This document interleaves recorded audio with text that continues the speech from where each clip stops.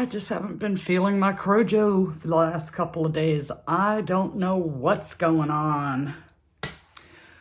Well, hey guys, gals, ladies, gentlemen, welcome back.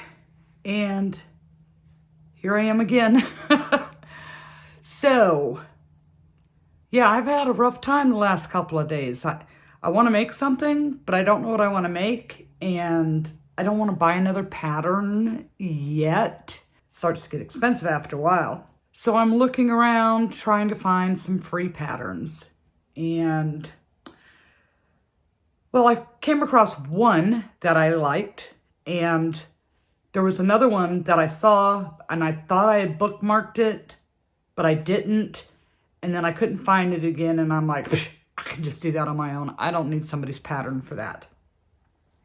But in the last video, we had talked about this cat being all wonky and everything. And I said I was going to try it again. Well, I did, but I didn't use the same color patterns as this one. I wanted to go for less color changes just to see, because like I was saying, the pattern has, if you do a V stitch, do it like this. If you do the X stitch, do it like this.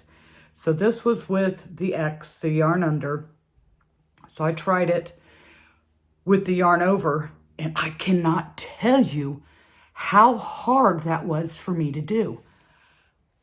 At first, it was hard for me to switch to the yarn under, and I had to be like really concentrating and very deliberate with my stitches to get it. Now it's like that muscle memory's there and it's just automatic.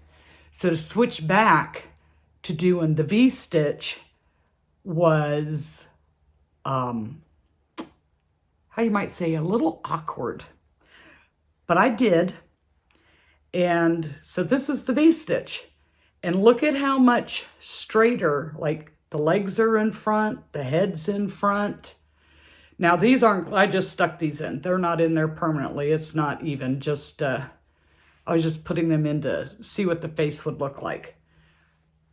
So if you're gonna use this pattern, now I still gotta try it again using these color, using these markings to see if my stitches will line up, doing it in the V stitch. But just having the face and the ears end up in front and the tail end up in the back versus like this was a major improvement. So it does give me hope trying it with the V stitch in the orange and white colors, or whatever colors I decide to do to have the stripes and everything, that it just might work out. So we just played with that. And then I was at a loss. What do I want to do now? And I had said, oh, the box for the cat, I wanted to try in single crochet instead of doing double crochet to see if it would like firm it up a little. So I did. I did another box, and this is way more work. Even though this is a little bit, it's not much floppier. Do the half double crochet. You'll get there faster. So then you just, you know, stick your little cats in the box and you're all good.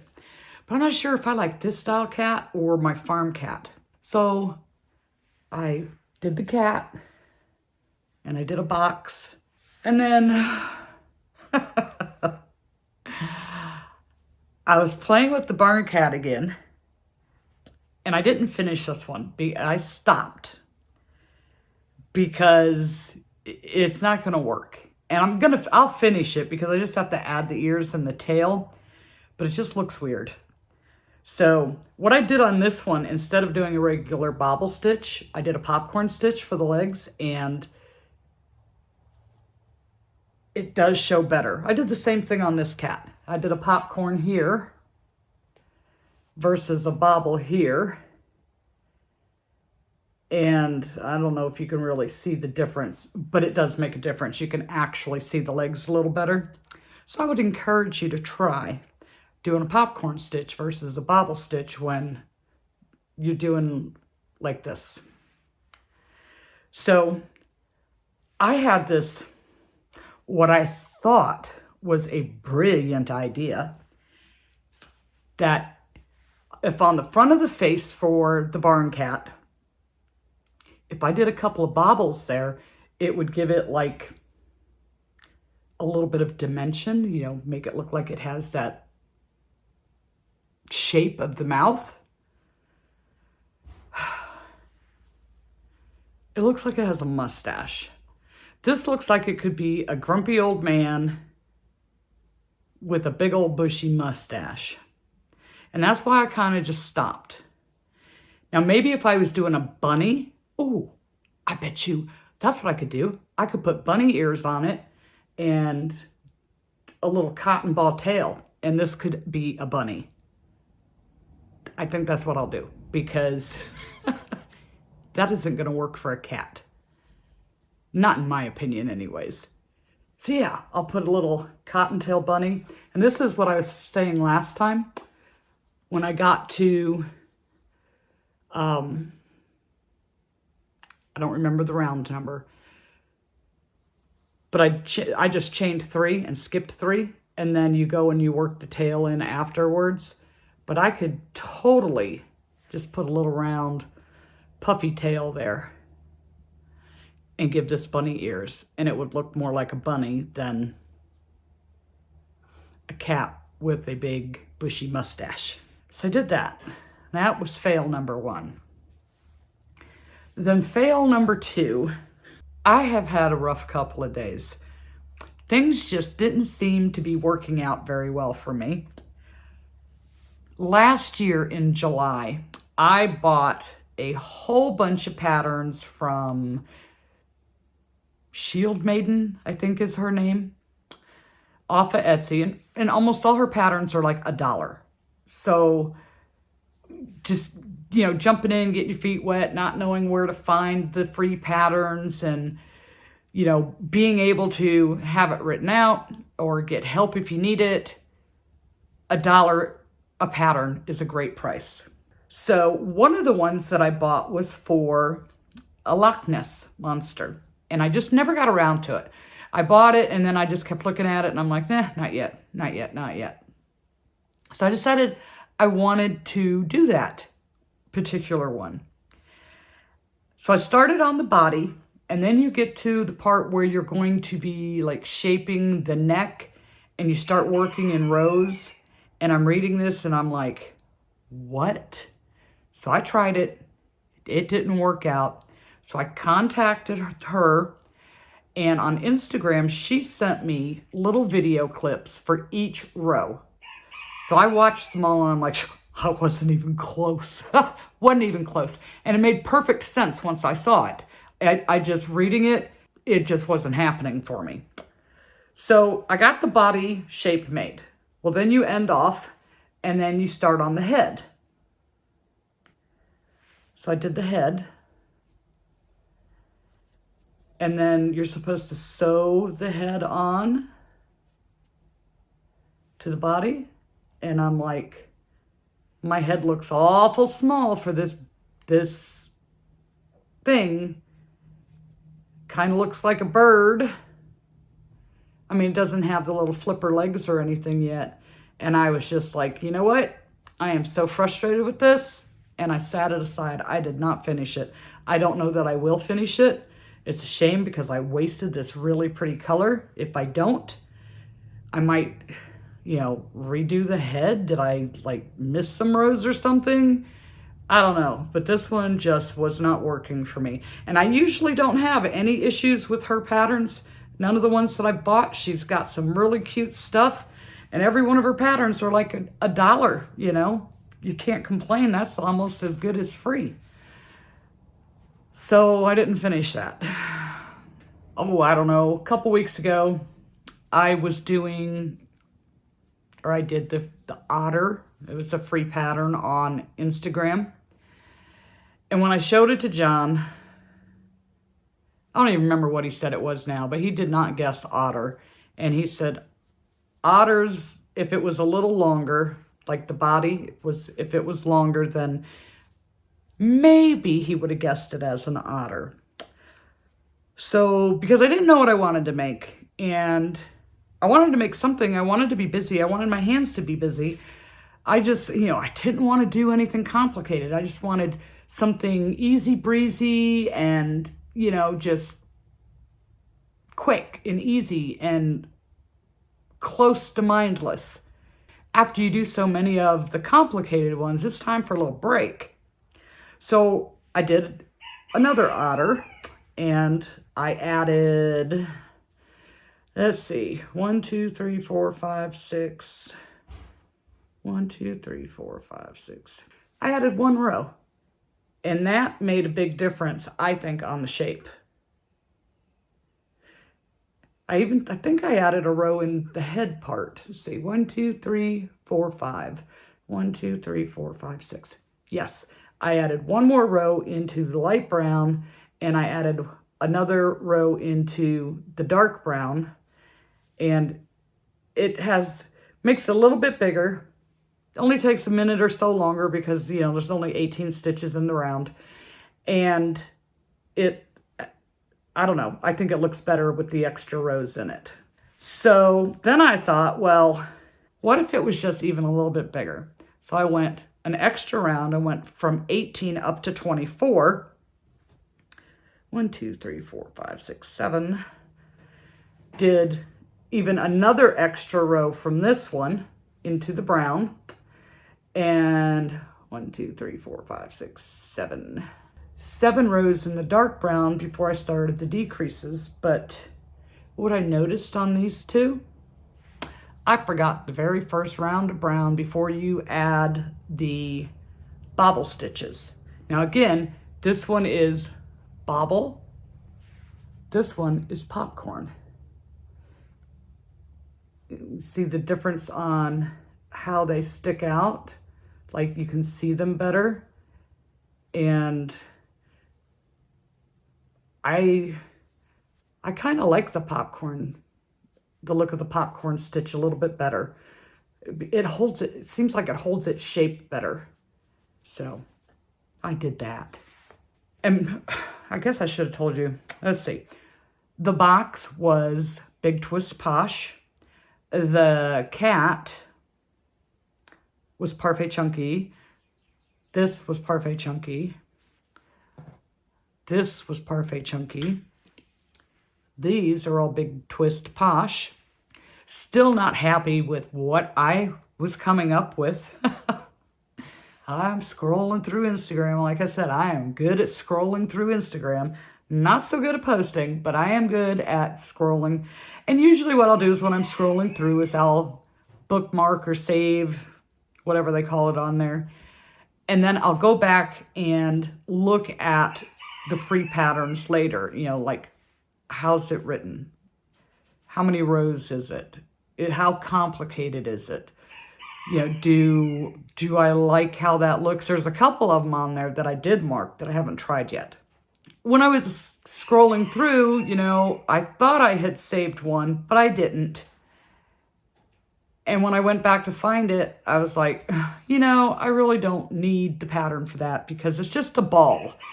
You can look anywhere online to find out how to crochet a ball. But the idea was there. So if you're doing Valentine's Day, now I made 4, and I'm going to show you the ugliest one last. But this one I used Premier Basics Chenille or Premier Basics Brights, whatever it's called. Oh, that rooster. That thing is driving me crazy. I made the yellow. This is sunshine yellow. It's nice and bright. And I have never seen this on a keyboard before. And now it's like you took away my print screen button and gave me an emoji button. So you hit the button and it pops up all these emoji things and you can just pick whatever emoji you want. And I'm like, okay, I've had the computer, I don't know, since tax-free week, and I just noticed that button on there like a week or so ago. Anyway, so I hit the button and I pop up the different emojis, and looking at the faces, I'm like, oh, I could do that one. So we got a winky, a winking, a wink, an emoji that is winking its eye at you. So, it's okay. So then I did another one, and still out of the Premier Basics chenille. And I wanted it to be, oh my gosh, that rooster. I wanted it to be the emoji that, you know, has the hearts popping out the eyes like you really like something. And making the hearts out of the chenille, it didn't hold its shape. And if I did it out of worsted weight, and the chenille, they didn't hold the shape, and then it was too big. But the worsted weight, it was too big. So in DK yarns, I have a red that I used in my temperature blanket, but it's like a deep, dark red, and you really need a bright red. But I used that red, and this one I like. So this little emoji with the lovey-dovey eyes. So that is, if you know who Hooked by Robin is, that's her little heart pattern. And I used, like I said, the DK yarn and a 2.75 millimeter hook. But these work up so quick. And I glued them on. So there's that one. And then I'm not exactly sure what this emoji is supposed to be, but when I'm looking at the emoji faces, in my mindset at the time, I'm like, okay, I could do that one. So I don't know what this one's supposed to be, but I made this one. And, you know, it was like, had this big red circle for a mouth and 2 X's for the eyes. So I don't know what it means, but I made it. This one's interesting. So, you know the emoji where it's like you're blowing a kiss at someone? Well, I tried to do that. And again, I pushed that button and pulled up the little screen so I'd have the picture to look at it. And on the emoji itself, it's got one big wide open eye, one closed, little eyebrows, a little like number 3 type thing for the lips, and then the heart. So I tried that. And don't laugh, because this one, the big wide open eye, I don't know. But this one is out there. I haven't quite perfected that face. But you know what? Some little kid will probably love it. You know, it's just kind of like little stress balls. Oh my goodness. And there's a few other ones that it looked like I could make, but I was like, after 4, I was kind of over it. Let me move on to something else. So the one pattern that I did find and was successful at bookmarking was for a little potted plant. And I thought it was just cute. Now this one is the font that they used to write it in. You know, they tried to use this fancy, pretty font instead of just a plain old, easy-to-read font. So it made it a little harder to read the pattern. But I did okay. So it was this little pot with like a succulent type plant. Whoever the designer is, gives you 2 ways that you can do the plant itself. And, you know, you put in as many or as few as you want. So I did 4 at one length, 1 at a shorter length, and then 1 even shorter so that it'd have something coming up in the middle. Used, I think it was chocolate for the dirt, and whatever this peachy coral color is, you know, Parfait Chunky. But I think that's cute. I like that. So then I thought, Oh my goodness. What if you took and did that little potted plant in acrylic and made a, what do they call them? Car hanger, where you hang it on your rear view mirror. So I made this, and I like this. So basically it's the same pattern as that. I put extra little branches in there. So this is 30 stitches around, so it was pretty easy to do the divider. So I attached, counted over 10, and on the 11th one I attached, counted over 10, and then attached to have the 3. So then I attached those together and chained 60 to have the part to go around the mirror. Hopefully that works. It should. I didn't go out and measure. But if it doesn't work, I can always, you know, make this part longer. But each one of these are chain 15, and then attached them. And then I didn't like how bulky it kind of looked. So you know how in macrame, when they start off, they wrap it around. So that's what I did there. And then where I cut the ends, where the little pieces were showing so that it didn't work its way out, I just put a little bit of clear nail polish on it to act as a glue. But I like that. I think that's cute. Now, I'm not like an essential oils type person, but my thought process was telling me if when you're stuffing it, if at the top of it, you put like, say, some cotton balls in there, you could put essential oils in there, and then the cotton, it would be a lot more absorbent than the polyester, and it would soak in that oil. And you could have some like nice air freshener in your car. It was just, you know, just a thought, but I like it. And of course you can use any colors you want, but I think that turned out really nice. I like that. So I have to show you guys something. So when you hear that funny noise in the background and I tell you that Toby's eating a box, let me show you what he does. See this?